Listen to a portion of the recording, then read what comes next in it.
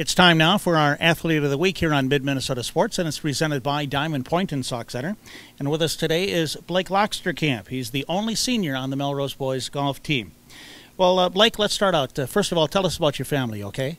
All my parents' names are Chris and Cindy Loxtercamp. They went to school in Sauk and lived around here their whole life.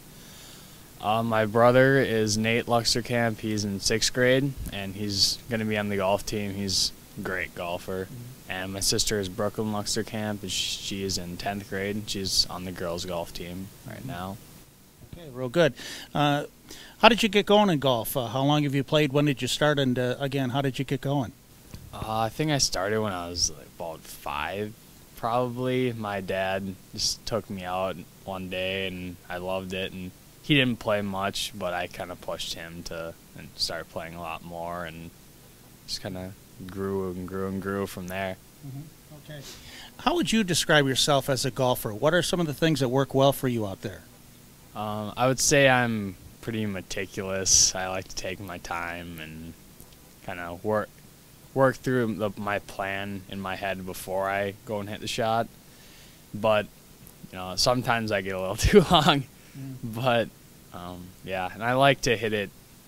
I like to chip and putt. That's my favorite part of the game.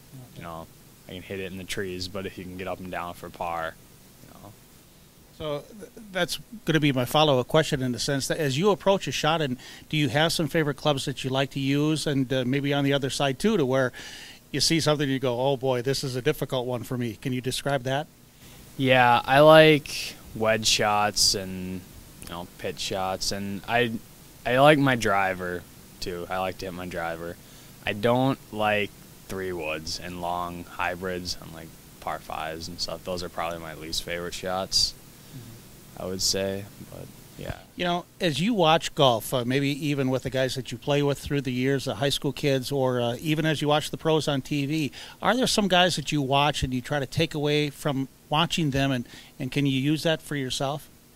Yeah, my teammate last year, Wes Dickhouse, I like to watch him a lot. He's a very good player. And then some of my friends I've made from Minnewaska, like Brett Buckingham and Eston, I love watching their short games because they don't hit it very far, but they'll get up and down from all over the place. And then I would say I really like to watch Bubba Watson. He just won the Masters, but because he hits it, he has such an unconventional swing, and he just does his own thing. And because he's a lefty too, right? And you are. Yep. Is there any kind of an advantage or disadvantage of being left-handed out there? I would say not really. I mean, I don't think there is. Okay. We all know, as you play golf, there's a lot of ups and downs, and it all starts in your head. It's a mental game. How do you think you handle it, and what do you do? What do you say to yourself when things are going good, or even when things are going not so good? I think I handle it pretty well. I just try to go from shot to shot and not think about what happened on the last hole, whether it was great or terrible. Because whatever happened on the last hole isn't going to affect what's happening on this hole. So I kind of just try to take a deep breath and look at what's happening now. Maybe watch some birds or something to distract me if I need to. But because I've heard it say too that you're not really playing against your opponent so much. You're playing the golf course, right? Do you look at it that way? Yeah, for sure. I usually have pretty little idea what my opponents are shooting, honestly. I mean, I've played with people that I thought were playing terrible, and they're like a couple over par somehow. I really don't pay too close attention. Now, let me ask you too about in the high school schedule. Now, you started to play these double headers that you go to, where you're playing 2 different courses on a single day. How does that work for you? Do you like that? Yeah, I like it because, I mean, if you're playing just a 9-hole meet and you kind of get off to a rough start, you don't have much time to recover or, turn it around. And then with our conference being so spread out, it's nice because we don't have to take so many long drives. But it does make for a long day, though, doesn't it? Yeah, it does. And most tournaments, like in the summer and stuff for junior PGA, I mean, they're 18 anyways, so you're kind of used to that. 9-hole meets are kind of odd, especially, I mean, section is 18 holes. And so Now, since you are the only senior, how comfortable are you with some of the younger golfers watching you and you kind of be the leader out there? Are you comfortable with that, and do you help the younger guys too?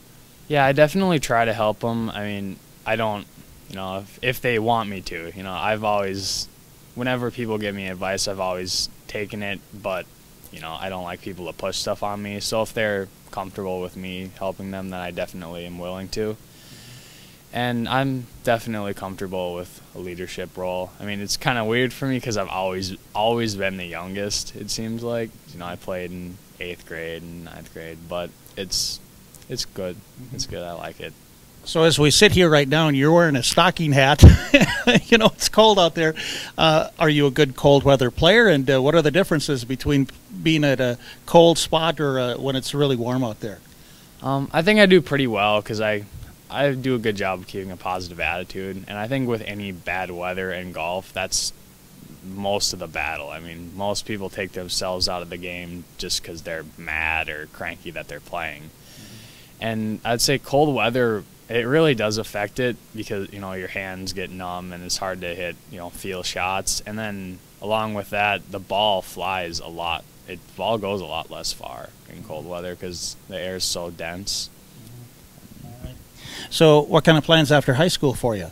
I'm going to go to the University of St. Thomas and major in neuroscience. And after that, go to medical school and become a neurologist. Okay. All right. How did you decide and choose St. Thomas? I researched a lot of different schools, and I went to Chicago and St. John's and whatnot, but ultimately it was that it's a small school, but it still has a lot of opportunities being in the Twin Cities, a lot of research opportunities, and the professors were just really nice. And the campus is beautiful. So. Yeah, they've certainly athletically, they built a nice facility down there, didn't they? Yeah, the athletics facility is really nice. They have a indoor golf hitting simulator and really nice weight room and pool. And Do you think you'll play golf down there? I'm not sure if I'm going to play golf or not. I'm definitely going to do intramurals or intramural golf, but we'll see. I might try out for the team. We'll see how this year goes. All right. Well, and good luck this season, okay? Yeah, thank you. All right, thank you. This is Blake Loxtercamp. He is the only senior on the Melrose Boys golf team, and he is our Athlete of the Week this week on Mid-Minnesota Sports, presented by Diamond Point in Sauk Center.